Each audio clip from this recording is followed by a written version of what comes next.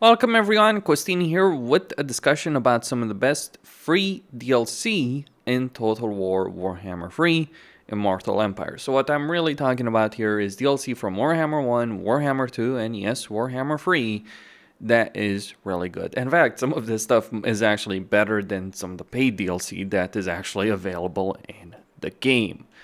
Creative Assembly does like to be clever for whatever reason that I can't understand honestly, and they use the term free LC, loadable content. No one does that. No one in the entire industry does that. If you've ever seen that in any other gaming company, please let me know, because I personally just find it really odd to have something like that going around. That's just me. I think it's just Creative Assembly being honestly stupid on the subject. But then again, that's Creative Assembly on many subjects, actually. Or maybe it's just the marketing team being the marketing team. But regardless, at number 5, it is Bretonnia. The entirety of Bretonnia, not just Repanse, who you see here, but actually the entirety of the Bretonnian race. Because Bretonnia is free DLC that was developed for Warhammer 1. Actually, the original plan of Bretonnia for Warhammer 1, as best as I can understand it, is they were supposed to be the pre-order bonus, but then people got rightly pissed off that Chaos wasn't in a Warhammer game, so they decided to make the Warriors Chaos. It ended up being a disaster, kind of went against the plans, and we got Bretonnia later on. Probably worked out better for Bretonnia in the long term, actually, because those marketing gimmicky factions have generally ended up being far worse than proper DLC. I'm looking at you, Ogre Kingdoms. Hell, I even look at Norska. In fact, I can't think of any like day one DLC pre-order bonus that ended up well. Oh, you can say like, oh, Sparta was great, or Athens. It's like Sparta, as someone who beat Rome 2 as Sparta on Legendary, Sparta is not a well-designed faction. None of those Greek city-states are very well-designed. It would be difficult. Like, the Amazons are good, but they weren't released on day one. They came out later. It's just a gimmick. I really hope that of all the things that go away in Total War, that is one of them. But regardless, we have Bretonnia. And we have Repanse in Bretonnia. So Repanse came out later, and I have to say, like, she is my favorite Bretonnian faction to play. Lewin suffers because of his starting position in both Immortal Empires and even Warhammer 2, though to a lesser extent in Warhammer 2. The Fey Enchantress just isn't that interesting. Alberic is, well, imagine Craventail as a human. You kind of understand what Alberic is as a person. And to be fair, although they've kind of tried to spice it up by throwing him in Lustria, it's like they still have you with a quest battle to go beat up Sartosa, which is on the other side of the ocean. That's fun. So Repanse has the best Bretonnian campaign by far. And when she came out in Warhammer 2, her final mission in Warhammer 2 involved dealing with the same final mission that the Tomb Kings had. So they took elements from that. You have water supplies in the desert, so you don't take desert attrition. You don't confederate as the other factions do, though they did add some benefits with respect to diplomacy in her campaign. But regardless, Repanse does play out quite differently than the other Legendary Lords of Bretonnia. So she's a DLC for a race pack, all of which came out for free. Now, Bretonnia is actually a surprisingly great race, at least on the campaign map. The one major downside that they do have, and this applies to Repanse as well, well, there's two major downsides. One, the vow system can go take a hike as far as I'm concerned, though it's not as bad for Repanse as it is for the others, because really the problem is the questing vow requiring you to complete an objective that's difficult for all the others, but this is significantly easier for Repanse, because all you need to do is win a siege battle in the desert. Or the jungle. Guess where she is? And by the way, the jungle sucks because the jungle is slower to traverse than the desert, so yeah, Repanse is better than Alberic in that respect. But the vow system of Bretonnia is not that great.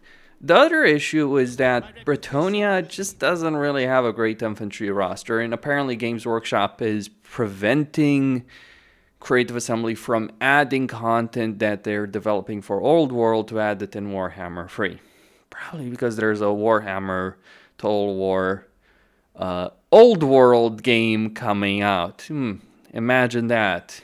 I wonder if it's going to be as good as the Old World mod. Hopefully it would. Like, if a mod comes out with if a mod has come out for Warhammer 3 that ends up being better than a full-blown Total War title, that would be pretty damn hilarious. And very sad as well, I gotta add, on that particular subject. But yeah, Bretonnia's infantry roster just isn't really that good.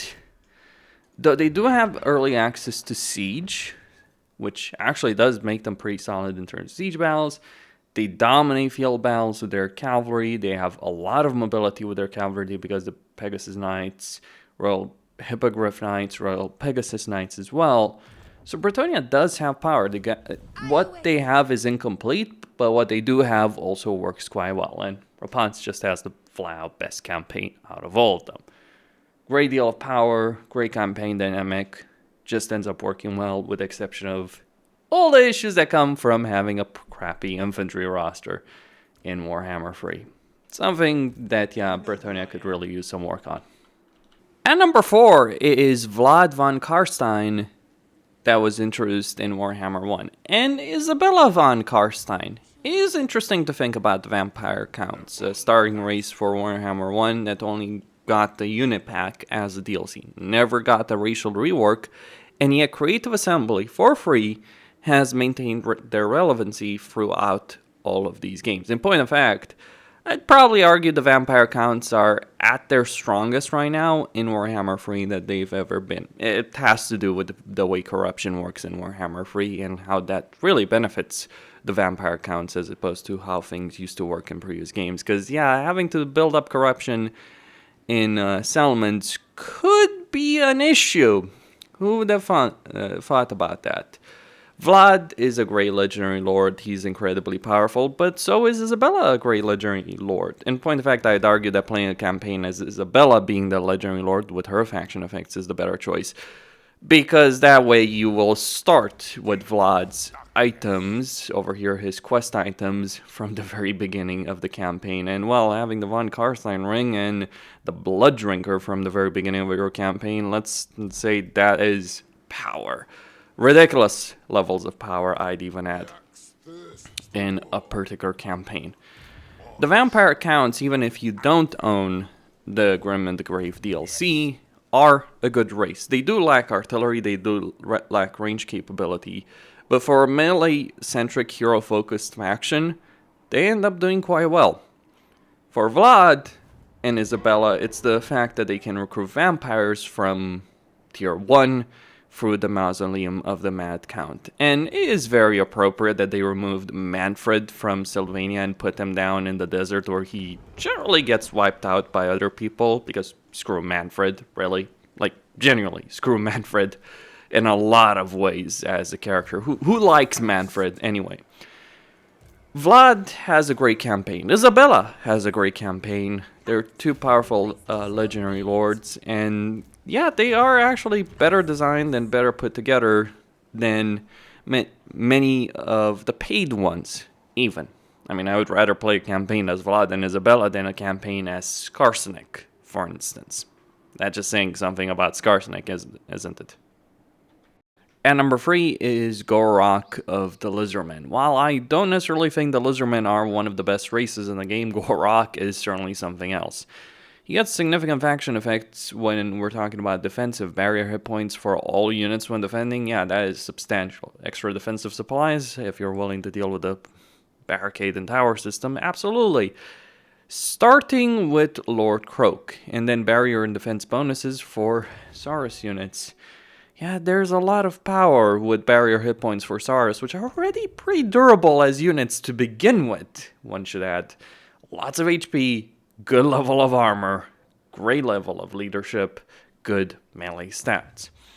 And Gor-Rok himself is a tank if there ever was a tank in this game. He gets 15% unit mass for his entire army. He gets 10% missile resistance for his entire army.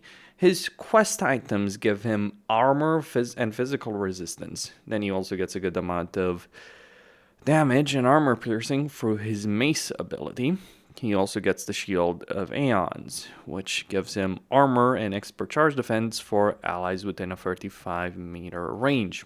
In terms of his special skill line, he gets a heck of a lot of durability and regeneration. Yeah, this guy's on a different level in terms of survivability. He may not necessarily have the most amount of damage, but don't worry, he's got Lord Croak. Oh boy, Lord Croak. Starting with the character that has an entire item slot list filled up is pretty damn crazy when you think about it.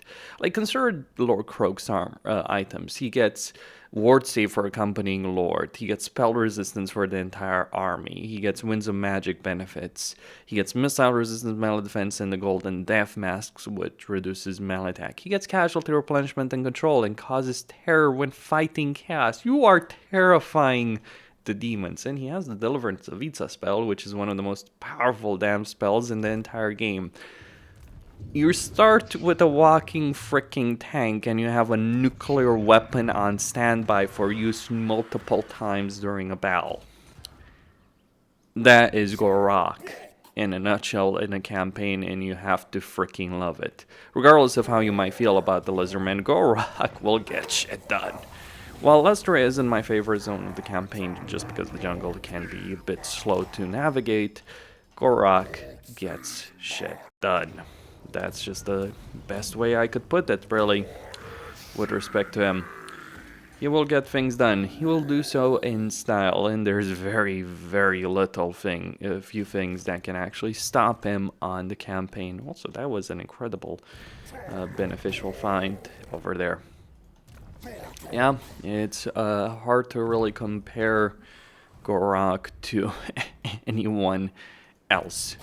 Great Legendary Lord for not necessarily the best race in the world. At number 2, we have Lokhir Fellheart of the Dark Elves, originally introduced alongside the Vampire Coast. Well, I have to say that in Warhammer 3, Lokhir is significantly better to play than the entirety of the Vampire Coast faction.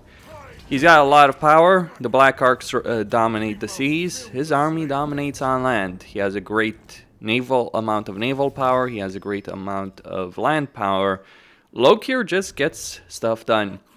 He is quite crazy. While he isn't my favorite Dark Elf campaign, Moravi certainly takes that spot. He is my second favorite campaign for the Dark Elves, and he is available for free.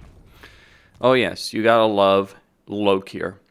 So for every port he owns, he will get an additional Black Arc, really letting him dominate the waves, so to speak. He also gets an extra benefit with the sacrifice to Enough Rema, which gives him a significant amount of campaign movement range, income from sacking settlements, Black Arc growth, as well as various other benefits, including benefits for Black Arc Corsairs. Lokhir is quite simply put crazy. He has a minus 50% upkeep for Black Arc Corsair units, which he can recruit from turn 1 because he starts with a Black Arc. Yes, the level of power this guy has is so freaking incredible. If you're wondering, by the way, why it's bugged, it's just a display bug caused probably by a bunch of the mods that I do have installed over here. Not a great situation in respect to that, but hey, sometimes it does happen like that. But Lokhir is strong, he has a powerful army. His playstyle does work quite well in a campaign, very well in point of fact. And he can deliver results in a way very few other Legendary Lords actually can. You can conquer all of Cathay very quickly in a campaign. What you do after that might just end up being an issue because climate suitability can be a problem, but hey, you got the sea lane right next to you, so why not just head on and conquer all of Lestria and then, or move on Lestria and then move on Ulthuan which is certainly going to be suitable climate. I mean, you do need to do so for your long campaign victory condition. You might also want to deal with Imric at one point or another in your campaign, assuming others don't deal with him. It's kind of annoying with the Dark Elf victory conditions because, yeah, Conquering Ulfon makes sense. Having to deal with Teclis and Imric, that is not fun, suffice to say. But outside of that minor issue, and it's an issue that other Dark Elf Legendary Lords do share, but outside of that particular issue, Lokhir has a great campaign, good amount of power, good design. Maybe he wasn't that great in Warhammer 2, but it's kind of interesting to think of the fact that some lords that may not have necessarily been so impressive in the past, that were developed for previous games, are now absolutely very impressive. I mean, if you want to see the ultimate example of that, just look at Helman Gorst. He was kind of like a joke of a legendary lord, but now he's like genuinely one of the most powerful legendary lords in the game. He's not exactly fun to play, but the power absolutely is there. And finally, at number 1, it is Alith Anar. Because of course it would be Alith Anar. You want to play a Skaven Legendary Lord for the High Elves? That's what Alith Anar is offering. A Skaven Legendary Lord for the High Elves with an army of expert ranged ambushers, which is kind of unique in the game, really. Because Shadow Walkers are very powerful units that only Alith Anar has access to. I mean, other people obviously have access to Shadow Warriors, though. In most High Elven campaigns, you wouldn't use Shadow Warriors because, well, quite frankly, compared to just regular archers, they're just too expensive to maintain. But Alith Anar, for his own army at the very least, does have a minus 50% upkeep benefit for Shadow Walkers and Shadow Warriors. He gets campaign movement range, he can summon a murder assassin hero for a right, he gets a global recruitment duration of -1 turn, and if he eliminates certain characters in a campaign, he can get varying benefits that do help him out. For the High Elves, Alith Anar is incredibly strong in one area where a lot of the Legendary Lords might be lacking, and that's in the early game. Yes, Alith Anar does dominate early game for the High Elves. Though he also has an interesting campaign situation in terms of the long game, because his starting position over here by the coast, well, it's vulnerable to Be'lakor, it's vulnerable to Elebron, and even if you deal with all of those, and Malekith, you still have Valkia, Sigvald, and others to tackle. It is an interesting campaign where you'll really have to pull every trick out of your hat in order to succeed. While it isn't necessarily the best High Elven campaign, well, personally I find it the best High Elven campaign, suffice to say, while he isn't the strongest High Elven Legendary Lord, he certainly is a huge amount of fun to play with a very interesting campaign playstyle that you will not really find in other places. Unless you're playing Skaven, but Skaven don't have quite the crazy potential that this guy does have in a significant number of ways.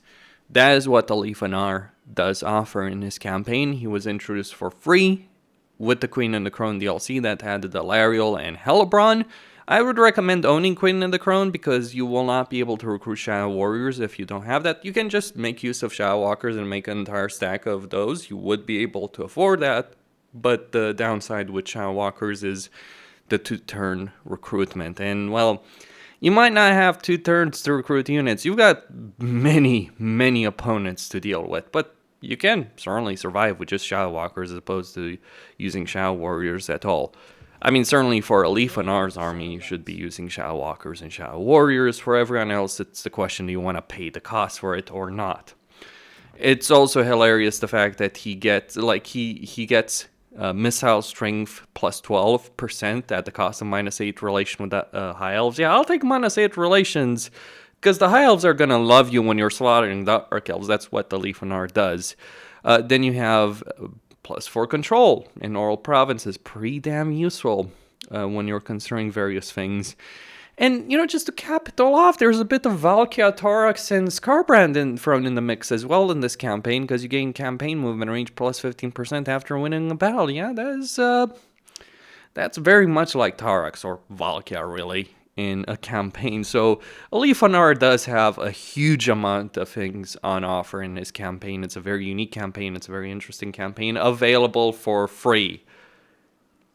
Just gonna put it out there. I'd sooner play Alith Anar than over half of the entire roster of Legendary Lords for the Warriors of Chaos from either Champions or the Warriors of Chaos race pack. And certainly I would play Alith Anar over any of the Legendary Lords that were introduced in Shadows the Change, minus Jan Bo to some extent, but only to an extent. Costin signing out. If you do enjoy my content, consider checking out my PayPal or Patreon. Subscribe and enable notifications. Stay tuned for more.